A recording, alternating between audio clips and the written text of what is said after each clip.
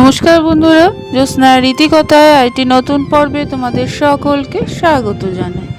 বন্ধুরা, 2024 সালে গণেশ চতুর্থী কত তারিখে পড়েছে তা আমরা এর আগে জেনেছি, কিন্তু এই দিন কোন ছোট্ট কাজটি করলে আমাদের জীবনে আসা সমস্ত সমস্যা এক নিমেষেই শেষ হয়ে যাবে তা আজকের পর্বে তোমরা বিস্তারিত জানতে পারবে।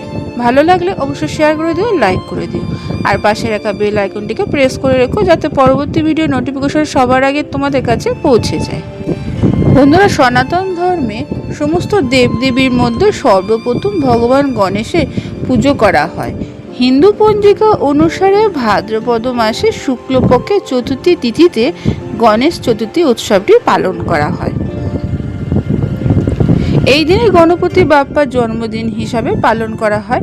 এটা বিশ্বাস করা হয় যে এই দিনে ভগবান গণেশের আরাধনা করলে এবং কিছু বিশেষ ব্যবস্থা করলে জীবনের সমস্ত বাধা দূর হয়ে যায় এবং গণেশের আশীর্বাদ লাভ করা যায়।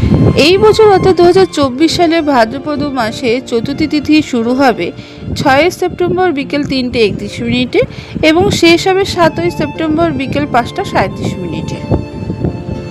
উদয় তিথি অনুসারে বন্ধুরা 7 সেপ্টেম্বর শনিবার গণেশ চতুর্থী উৎসবটি পালিত হবে। এই দিন ভগবান গণেশের বিশেষ আরাধনা ও পুজোও করা হয়, যার কারণে ভগবান গণেশ প্রসন্নও হন। বন্ধুরা, একটি বিশেষ টোটকা যেটা তোমরা পালন করবে অবশ্যই, সেটি হলো যদি কোনো আর্থিক সংকটে ভুগছো, তা থেকে মুক্তি পেতে চাও, তাহলে গণেশ চতুর্থীর দিন গণেশের স্তোত্র পাঠ করো, গরিবদের দান করো।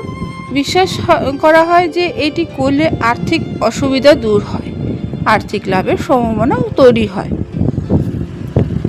আবার গণেশ চতুর্থীর দিন অর্থাৎ পুজোর সময় গণপতি বাপ্পাকে সমী পাতা ও দূর্বা নিবেদন করো।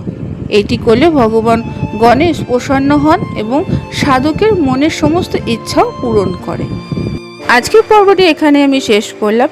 এতক্ষণ আমার চ্যানেলটির পাশে থাকার জন্য এবং ভিডিওটি দেখার জন্য তোমাদেরকে অসংখ্য ধন্যবাদ।